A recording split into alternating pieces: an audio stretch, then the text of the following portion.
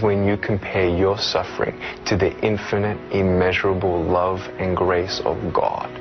Isaiah 40, verse 31 says, "Those who wait upon the Lord will renew their strength. They shall mount up on wings as eagles." Dad was saying that he was, his head was next to my mum's head as I was being born, and he saw my shoulder, and he just went pale, and was hoping my mum didn't see me because he saw that I had no right arm. And my dad had to leave the room, and he couldn't believe what he saw. And the doctor came in, and my dad said, "My son, he has no right arm." And he says, "No, your son has no arms or legs." And he said he nearly fell on the floor. He couldn't believe it. And the whole church was mourning, like, why would God let the pastor's son be born that way? And my mum, at first, she didn't want to hold me. She didn't want to, breastfeed me and all that. She just felt very uncomfortable for the first 4 months. And it took them quite a while before they could trust in God that he didn't make a mistake, that he didn't forget them or me. Nick's parents gave their fear and even disappointment in their son's disability over to the Lord. They chose to trust God and his promise that he had a plan and purpose, a hope and a future for their son. But as the years passed, Nick, on the other hand, had many challenges trusting in a God that he felt gave him less. I challenged God. I said, "God, I know that I'm a sinner. I know that I won't probably have peace until you're in my heart, but I will not let you in my heart until you answer me, why? Why did you take my arms and legs? Why didn't you give me what everybody else has?" And I said, "God, until you answer me that question, I will not serve you." And so I wanted to end it. If God wasn't going to end my pain, I was going to end it myself. So at age 8, I tried to drown myself in a bathtub of 4 inches of water. I told my mum and dad, "I'm just going to relax in the bathtub. Can you put me in the bathtub?" And I turned over a couple times to see if I could do it. I couldn't do it. The thought that stopped me from going through with it was the love for my parents. Because I love them so much, and all they did was love me.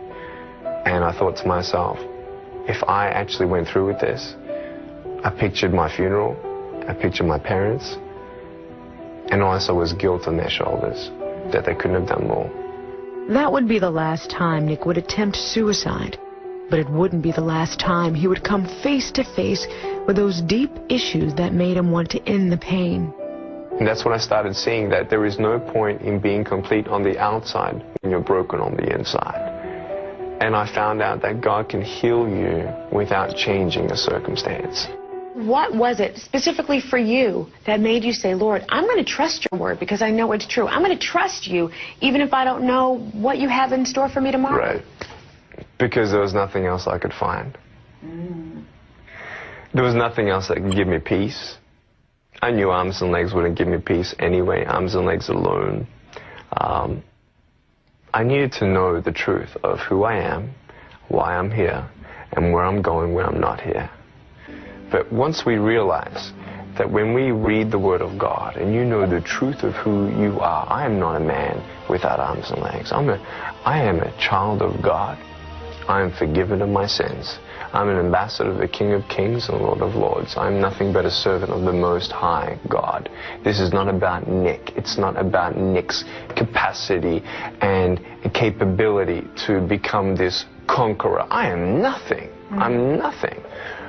God, though, lives in me, and I now live in his strength. And whatever Jesus conquered, I conquer.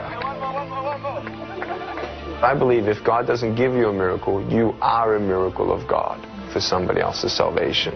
When I was age 8, I used to concentrate on the things I didn't have. I wish I had arms and legs, and I wish I could do this, but what can I do? You see, I have a choice, and that's what I want to talk about today, choices. I can either be angry for not having arms and legs or be thankful for my chicken drumstick. And you see, I can still do a lot of things. At home, I can brush my teeth, comb my hair, get myself ready in the morning. And I'm traveling around the world. It's amazing. But I had to ask myself a couple questions. And the first question was really, who am I? Let me ask you, do you know who you are? You want to know who I think you are? You care about what your friends think who you are, You care about their opinion. You want to know who I am? You want to know what I think you are? I'll tell you right now. I don't care how you look. Honestly, if you're 400 kilos, I'm going to come up to you and give you a hug and say that I love you. I don't care if you're fat, short, tall, thin, what, I don't care, man. I really don't care how you look. I don't care what you're good at. I don't care what you're not good at. I don't care if you like rock and roll music or not. I don't care. I don't care. I don't care if you're a good mathematician or a good athletic or not good at anything that you think. But I'm going to come and tell you that you're awesome just the way you are. I know so many teenagers who look themselves in the mirror and wish that they had a different body. Girls, you're beautiful just the way you are. You're gorgeous. You're gorgeous. Just, I love you just the way you are. And you boys, you're the man. Because it's not how you look. When you see me for the first time, many of you felt sorry for me. Do you feel sorry for me anymore? No. Why? Because you know who I am. But don't you remember I have no arms and no legs? Would you want to be my friend? Of course you would. Why? Because you like who I am. But I have no arms and no legs. And you're going to say, so what? So when you say, well, I have this or I don't have that, I'm going to go, so what? I don't care. You are worth more than diamonds. All the diamonds in the world, you are so precious. Every single one of your hearts, you can do something. Not just something that you can do, but you can live life. Life is not always good. Life is always not rosy. But life is worth living when you find purpose. Not only is it about you and your life, but what about the people around you? You know, if you think that you have no purpose, Nick, I don't know what I want to do. You know, I wish I could do this, but I don't think this is going to happen in my life. Let me tell you this. So many people came up to me and said, Nick, I don't have a purpose. I don't know what to do in my life. Let me ask you one thing. If you went through your life full of pain, full of tears, and at the end of your life, you actually saved somebody's life, is your life worth living? Is the pain worth someone's life? If you could actually save somebody? Can you imagine? Let's do it.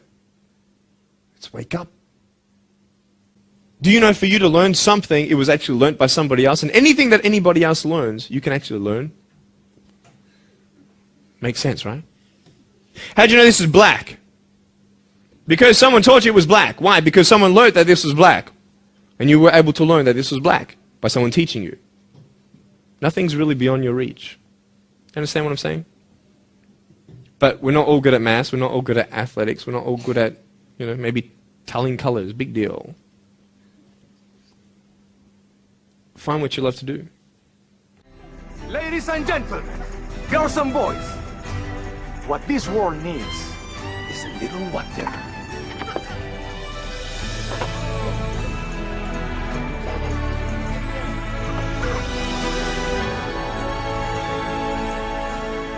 Look, Mama, take it!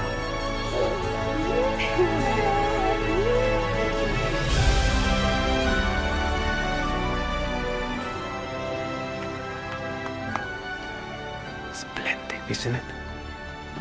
The way they move, full of strength, color and rays. They're astounding. But you, cursed from birth, a man, if you can call him that, who God himself turned his back upon. Stop it! Why would you say that? Because you believe it. But if you could only see the beauty that can come from ashes. Wait!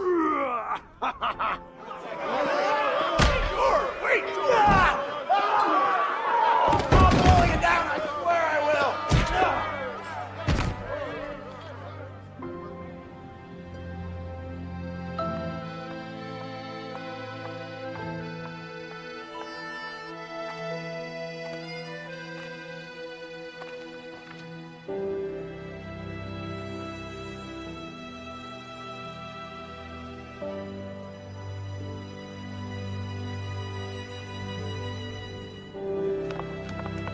problem now.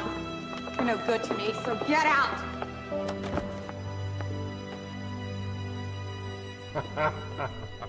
You're good enough for me, Dollface. Here you go.